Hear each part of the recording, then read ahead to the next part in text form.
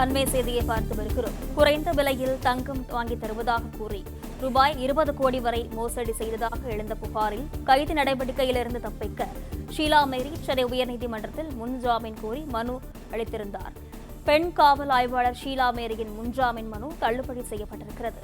விவரங்களுடன் செய்தியாளர் ஆனந்த் இணைப்பில் இருக்கிறார். வணக்கம் ஆனந்த், விவரங்களை பதிவு செய்யலாம். வணக்கம். குறைந்த விலையில் தங்கம் என 20 கோடி ரூபாய் வரை மோசடி நடைபெற்ற விவகாரத்தில் பெண் காவல் ஆய்வாளருக்கு முன்ஜாமீன் வழங்க சென்னை உயர்நீதிமன்றம் மறுப்பு தெரிவித்து உத்தரவிட்டிருக்கிறது. ராயபுரம் மகளிர் காவல் நிலையத்தில் ஆய்வாளராக பணியாற்றியவர் ஷீலா மேரி தனது உறவினரான பிரபுமணி மூலமாக ஒரு நிறுவனத்தை தொடங்கி அதன் மூலம் தங்கத்தின் முதலீடு செய்தால் அதிக லாபம் சம்பாதிக்கலாம் எனவும் குறைந்த விலையில் தங்க காசுகள் என பல்வேறு முதலீட்டு திட்டங்களை அறிமுகம் செய்திருந்தார்.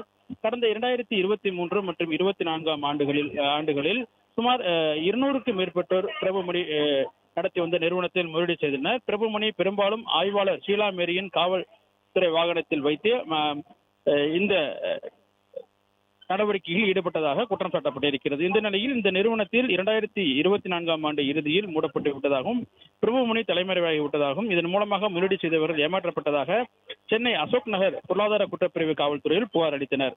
மொத்தம் சுமார் 20 கோடி ரூபாய் வரை முதலீடு செய்து ஏமாற்றப்பட்டிருப்பதாகவும் இதன் முதற்கட்டமாக பிரபுமணி மீது போலீசார் வழக்கு பதிவு செய்தனர். பின்னர் அவர் கைது செய்யப்பட்டார். இதைத் தொடர்ந்து பெண் காவல் ஆய்வாளர் ஷீலா மேரிக்கும் மோசடியில் உடந்தை இருப்பதும் உறுதி செய்யப்பட்டதால் அவர் மீதும் பொருளாதார குற்றப்பிரிவு காவல்துறை வழக்கு பதிவு செய்தது. இந்த நிலையில் இந்த வழக்கில் முன்ஜாமீன் வழங்க வேண்டும் என கோரி பெண் காவல் ஆய்வாளர் ஷீலா மேரி சென்னை உயர்நீதிமன்றத்தில் மனு தாக்கல் செய்திருந்தார். இந்த வழக்கு நீதிபதி குமரப்பன் முன்பாக விசாரணைக்கு வந்தது. அப்பொழுது காவல்துறை தரப்பில் ஷீலா மேரிக்கு முன்ஜாமீன் வழங்க கடுமையாக எதிர்ப்பு தெரிவிக்கப்பட்டது. தற்போது விசாரணை நடைபெற்று வருவதாகவும் தற்போது விசாரணை உள்ள நிலையில் முன்ஜாமீன் வழங்கினால் இது விசாரணை பெரிதும் பாதிக்கப்படும் என காவல்துறை தரப்பில் தெரிவிக்கப்பட்டது. இதனை ஏற்றுக்கொண்ட நீதிபதி முன்ஜாமீன் மனுவை தள்ளுபடி செய்து உத்தரவிட்டிருக்கின்றார்.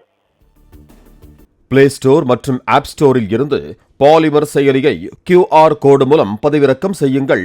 செய்திகளை உடனுக்குடன் பெறுங்கள்.